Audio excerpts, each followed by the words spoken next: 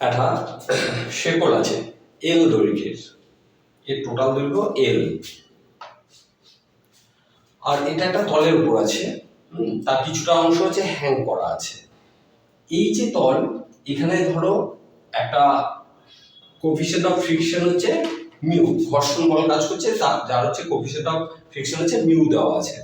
এবার প্রশ্ন হচ্ছে যে এই শেকলটার সর্বোচ্চ কতটা অংশ হ্যাং করে সাম্য অবস্থায় থাকতে পারবে, মানে তার থেকে একটু বেশি অংশ হ্যাং করলেই শেকলটা পুরোটা নেমে যাবে। ঠিক আছে, তাহলে সেই ফ্র্যাকশনটা বের করতে হবে, কতটা অংশ এই লেন্থের কতটা অংশ তাহলে সর্বোচ্চ হ্যাং করতে পারবে। যার থেকে একটু বেশি হয়ে গেলে সে কি করবে, পুরো শেকলটা নিচে পড়ে যাবে। হ্যাঁ, আচ্ছা, এরকম প্রবলেমের জন্য আমাকে যেটা প্রসেস সেটা বলছি। আচ্ছা, ধরে নাও এই শেকলটার হচ্ছে ইউনিট লেন্থে যে মাস, সেটা আমি একটা সুবিধার জন্য যা খুশি ধরতে পারো, সেটা তুমি এম ধরতে পারো, এক্স ধরতে পারো, যা খুশি ধরতে পারো। ইউনিট লেন্থে তার মাসটা আমি ধরে নিচ্ছি, ইউনিট লেন্থে তার মাস 1 ইউনিট,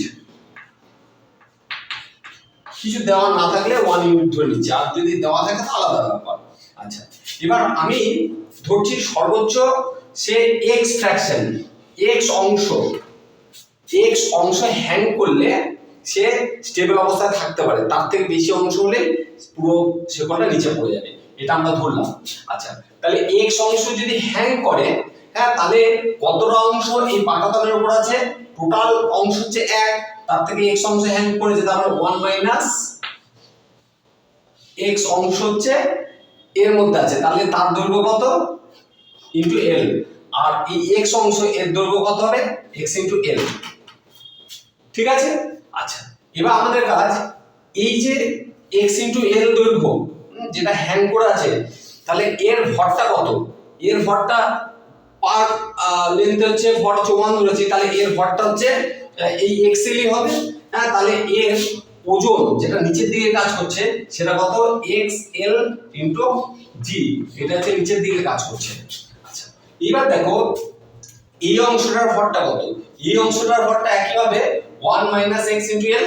আচ্ছা, তাহলে এইটা যদি ভর হয়, তাহলে এটার জন্য ওয়েটটা কত, 1 মাইনাস এক্স এল ইনটু জি, এটা ওয়েট নিচের দিকে, তাহলে লম্ব প্রতিক্রিয়া আর কত হবে, লম্ব প্রতিক্রিয়া আর সমান হচ্ছে এটাই হবে, যেটা ওয়েট কাজ করছে এই তলের উপর, সেটাই তার উপর লম্ব প্রতিক্রিয়া কাজ করবে, তাহলে এটা হচ্ছে লম্ব প্রতিক্রিয়া।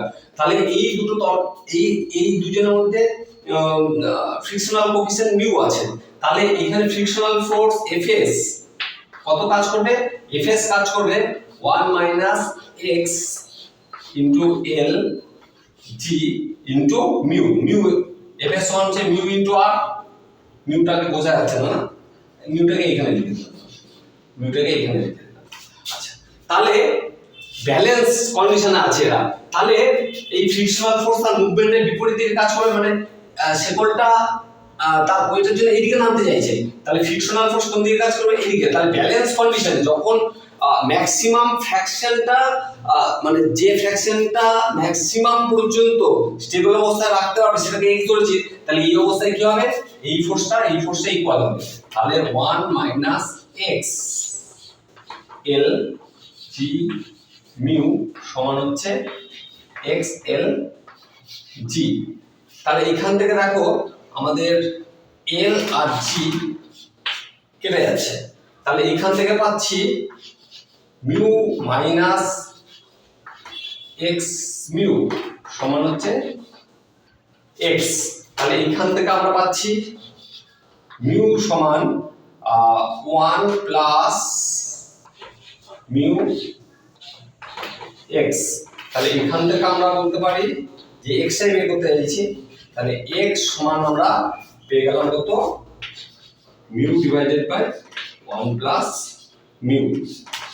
তাহলে এইটাই হচ্ছে ফ্র্যাকশন, সর্বোচ্চ কতটা অংশ ঝুলে থাকতে পারবে, তাহলে এর লেন্থটা কত হবে, এটাকে এল দিয়ে গুণ করে দিলে এই লেন্থটা সর্বোচ্চ কতটা লেন্থ ঝুলে থাকতে হবে, যার জন্য হচ্ছে স্টেবল থাকবে। তার থেকে বেশি লেন্থ যদি এখানে হ্যাং করানো হয় তাহলে পুরো শিকলটাই পড়ে যাবে। ঠিক আছে।